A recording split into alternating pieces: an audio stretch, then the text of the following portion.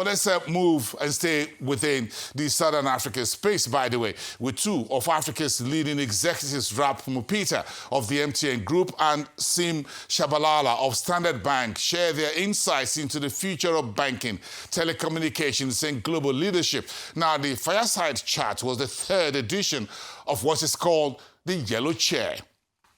Let's take a The period we're in now is the most complicated and most dangerous, certainly since the Second World War. And it's a period during which all of us confront, and certainly leadership in our businesses confront, the imperative need to understand what is happening globally in economics and in politics, because states at the moment are using their power and their power in trade and in investment to have political outcomes. It's a time during which many states are driving a mercantilist approach to relationships with other countries, and it's a time where there's a great deal of conflict. There's the war in the Ukraine, there's the Middle East, and lots of conflict on the African continent as well. But it's also a time of huge opportunity. So with that conflict and that complication comes opportunity. I've just come back from Washington, and we were having correspondent banking meetings and the IMF meetings. And what emerges from that is that actually the global economy is actually quite robust, that the African continent is likely to grow at about 4.1% this year, and into the end of the decade are at above 4%. And then post 2030, it will be the fastest growing region in the world. So that's the one thing, even with all of this conflict and stress. South Africa is likely to grow by 2028 at about 2%. So it off a big base of $450 billion. And what is happening? There are opportunities arising from new alliances that are being formed.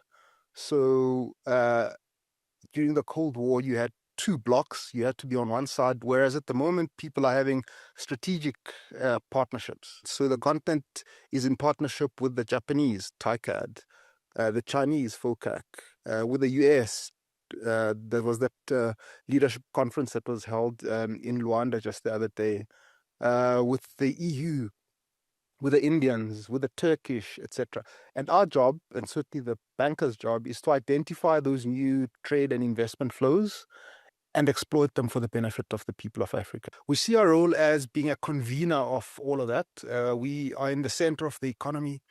We facilitate the movement of the money that is necessary for the movement of goods, people, capital, and ideas. We connect MTN to its suppliers and to its customers by facilitating their payments. We provide funding to MTN, and we hope that they will repay it on time. We will, sir. Several times the last couple of weeks. I hope people are not tired of it.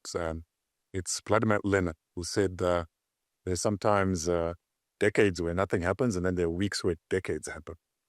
And I think we're in a period right now where there's a lot that is happening that will transform the next decade. So there's a lot of challenges. You raised the point about geopolitics, but I think there are a couple of trends to watch very carefully.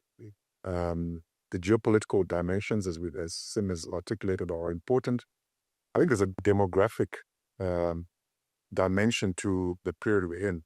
And from an African perspective, we are the youngest continent, in the world. And to Sim's point about growth beyond 2030, I think that demographic point is one that we need to be seized by in terms of the opportunity. I think the other big trend is obviously climate change.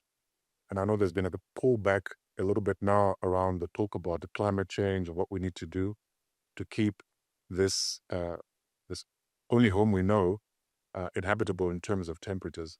And the final one is technology. We are at the core phase, and we're at the moment where we're seeing one of the most rapid changes in technology in terms of AI and the direction it's going. And actually, Google, spoke about an important inflection point on the quantum computing, and that will revolutionize, drug discovery and other things. So I think we need to step back when we see all of this and seeing the wood from the trees, that we're at a moment of profound change.